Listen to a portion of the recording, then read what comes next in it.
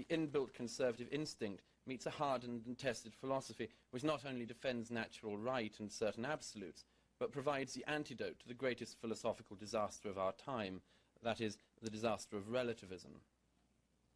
One of the precepts of my book is my firm, and I acknowledge currently unpopular, belief that ideas matter, that, as Irving Kristol put it, what rules the world is ideas.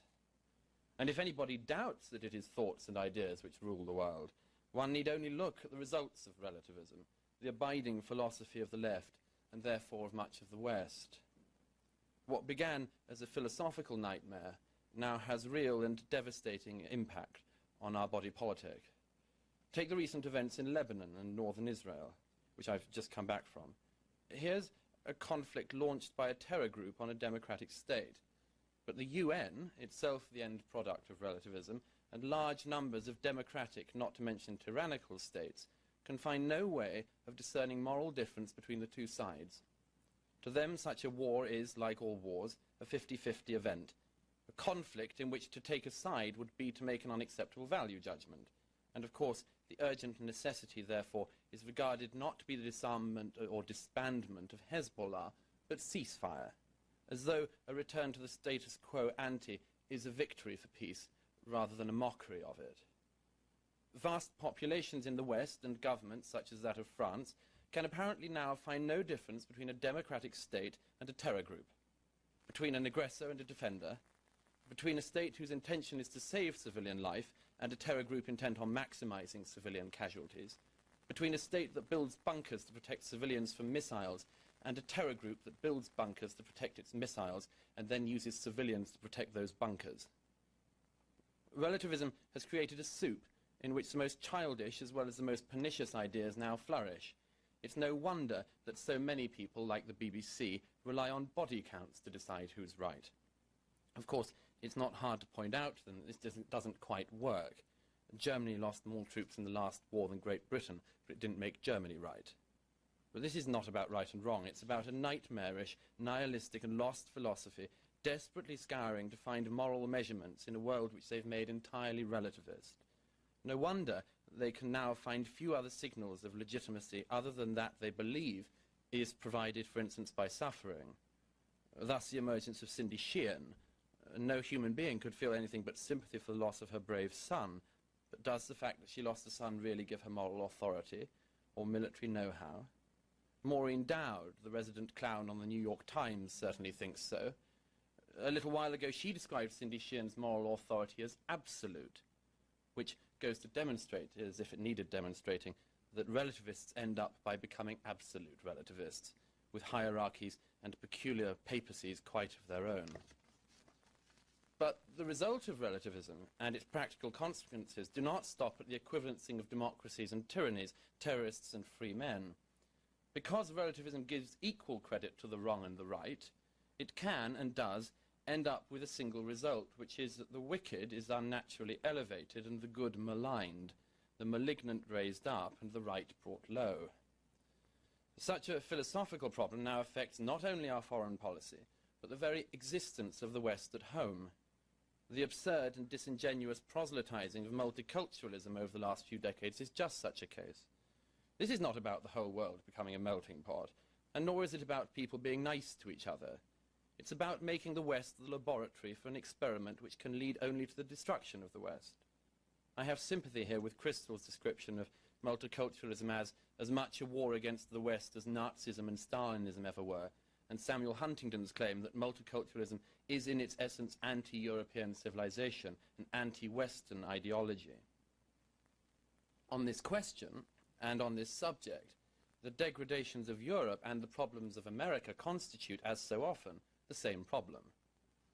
Border control and immigration issues here in the US have at their root exactly the same dilemma that Europeans are facing with their Muslim and other immigrant populations. At the root is the simple question of how the West can remain the West, how the West can remain a cultural and not just a physical entity, rather trying to make sure the West isn't just one in a sort of set of lifestyle-like options in which you might choose the Western tradition, but then on the other hand, if jihad's your bag, then that's fine too.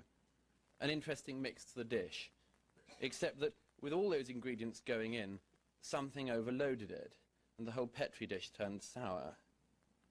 Thus it is that Western governments, from America and Canada to Britain and Europe, can find no way to expel from their midst, or even make stands against, people who not only reject the societies which give them shelter, but actually plot against them. Canada has the sobering case of the Carter family, who have provided so many terrorists to the jihad that Mark Steins referred to them as perhaps Canada's principal contribution to the war on terror. In 2004, Mrs. Carter returned to Canada with a surviving jihadist son who required medical attention from the latest al-Qaeda shootout with the Pakistani forces that he'd been involved in. And not for Mrs. Carter the humility of the grateful applicant, but the simple statement, "I'm a Canadian and I'm not begging for my rights. I'm demanding my rights." Mrs. Carter's ungracious demand is echoed across the West from opportunist Islamists who take from us even as they plot to destroy us. Looking for a rational reason to protect ourselves, we seem to have forgotten the most rational reason of all: survival.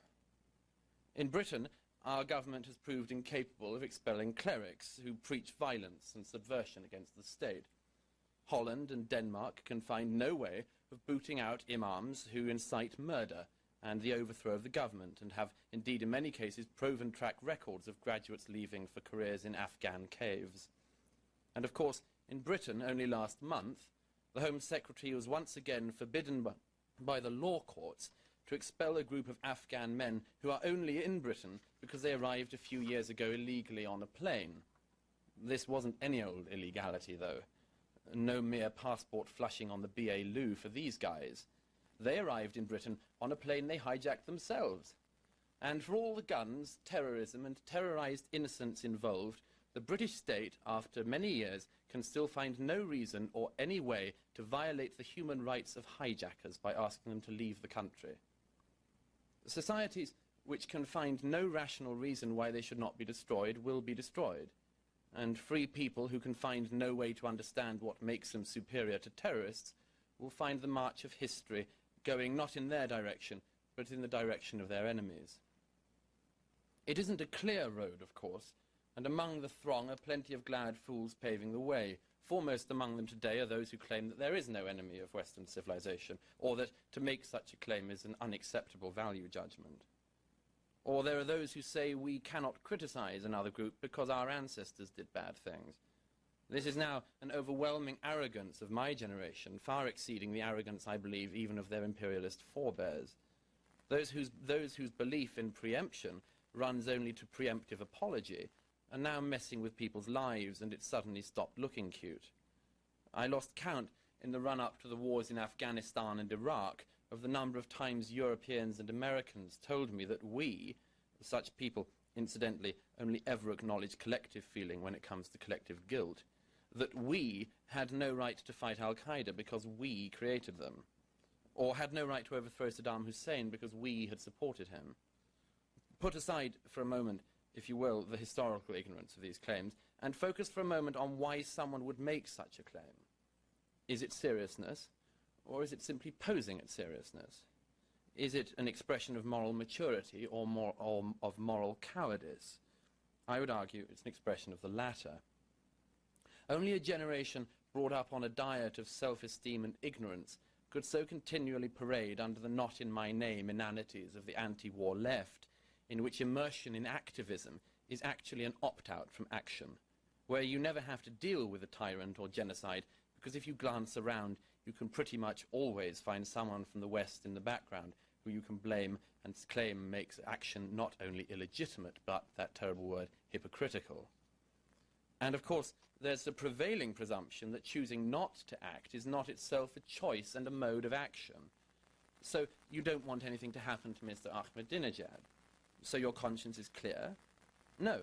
If you call for inaction, you're acquiescing in the acquisition of a bomb.